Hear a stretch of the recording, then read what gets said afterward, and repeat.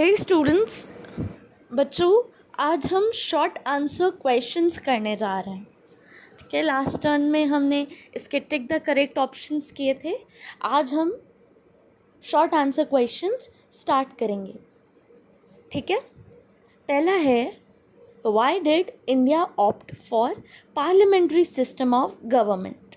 मतलब बच्चों, इंडिया चाहती तो वो प्रेसिडेंशियल सिस्टम अपना सकती थी, तो उसने पार्लियामेंट्री सिस्टम क्यों अपनाया। तो इसके कुछ मेजर रीजंस हैं। सबसे पहली चीज़ तो आपको पता है, पार्लियामेंट्री सिस्टम में जो सिस्टम को एग्जीक्यूट करता है, मतलब जो एग्जीक्यूटिव पार्ट होता है वो लेजिस्लेचर का भी पार्ट होता है। मतलब जो लॉज बनाएगा एंड जो उसको इम्प्लीमेंट करेगा, वो दोनों में कॉमन चीज़ें होती हैं। इस वजह से कोई लड़ाई नहीं होगी। ठीक है, इसके अलावा जो फ्रेमर्स थे, जो कॉन्स्टिट्यूशन को फ्रेम कर रहे थे, वो चाहते थे कि एग्जीक्यूटिव आंसरेबल हो लेजिस्लेचर को। ठीक है, तो इसको हम आंसर के फॉर्म में फ्रेम करके कैसे लिखेंगे? हम लिखेंगे why did India opt for parliamentary system of government. ये क्वेश्चन है, आंसर लिखेंगे because it is better than presidential system, as in the parliamentary form of government the executive is a part of legislature। मैंने आपको बताया था जो executive है, जो इम्प्लीमेंट करता है चीज़ों को, वो लॉ मेकिंग वाली जो बॉडी है हमारी लेजिस्लेचर, उसका ही पार्ट है। So the chances of conflict, बच्चों तो चांसेस कन्फ्लिक्ट की बहुत रेयर हो जाती हैं। इसके अलावा जो अनदर रीज़न था, हमने देखा another reason was that farmers नहीं बच्चों, कंफ्यूज मत होइएगा, framers wanted the executive to be answerable to the legislature to ensure the benefit and wishes of the people. अच्छा बच्चों, अब मुझे ये बताओ कितने लोग ऐसे हो जो आप SST में आंसर्स रटते हो? ठीक है, अब कुछ क्वेश्चंस आपको लॉन्ग लगेंगे, लैंग्वेज डिफ़िकल्ट लगेगी, मैं समझ सकती हूँ, आपको उसको लर्न करना पड़ेगा। ठीक है, तो अगर आप रटने भी जाते हो, आपको कोई चीज़ नॉर्मली नहीं समझ में आ रही है, क्योंकि कभी कभी होता है हमको कीवर्ड्स लिखने होते हैं या उसी फॉर्मेट में बच्चों लिखना होता है ना, जिससे कि आपको आंसर मिले। तो लेकिन आप उसको, जो भी आंसर है पहले उसको समझ लो। आपको लर्न करना है, आप कहते हो मैम हम रट पाएंगे, हम लर्न कर पाएंगे, आप करो, नो प्रॉब्लम। बट आप सबसे पहले एक चीज़ कोशिश करो कि आप वो चीज़ को पहले समझ लो। इससे क्या होगा, अगर आपका रटा हुआ आप एग्ज़ाम में भूल भी जाते हो, तो आपको जो याद होगा, जो समझा होगा, वो चीज़ आप लिख सकते हो। तो कोई भी बिना समझे उस चीज़ को नहीं पढ़ेगा। ठीक है, पहले समझ लो, उसके बाद लर्न करो। फिर सेकेंड बच्चों, describe the composition of Lok Sabha, there are total 552 seats in Lok Sabha.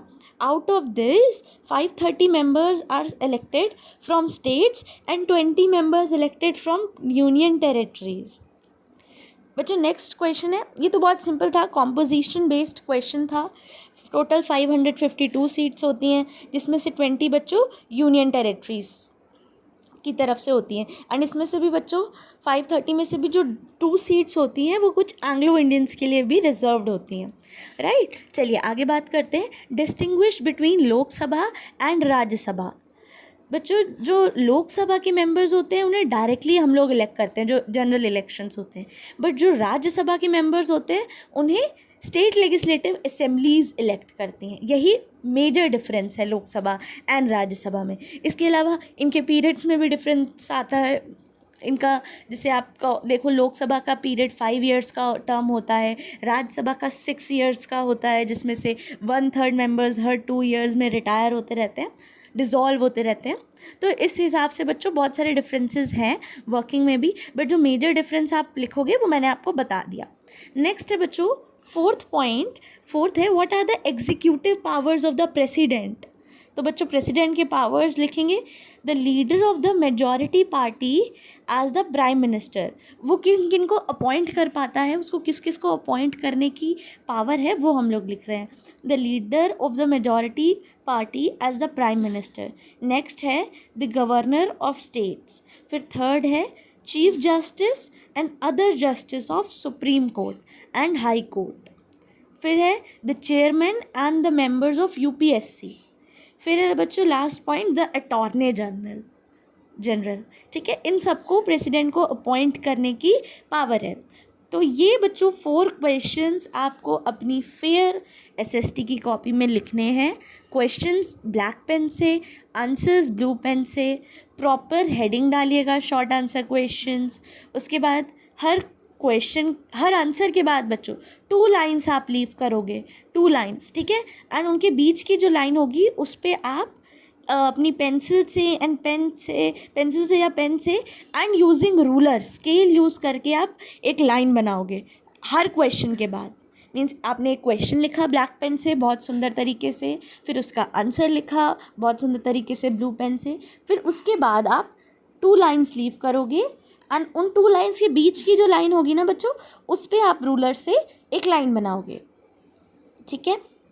तो चलिए अब मिलेंगे हम नेक्स्ट वीडियो में, जिसमें हम लॉन्ग आंसर क्वेश्चंस को डिस्कस करेंगे, ठीक है।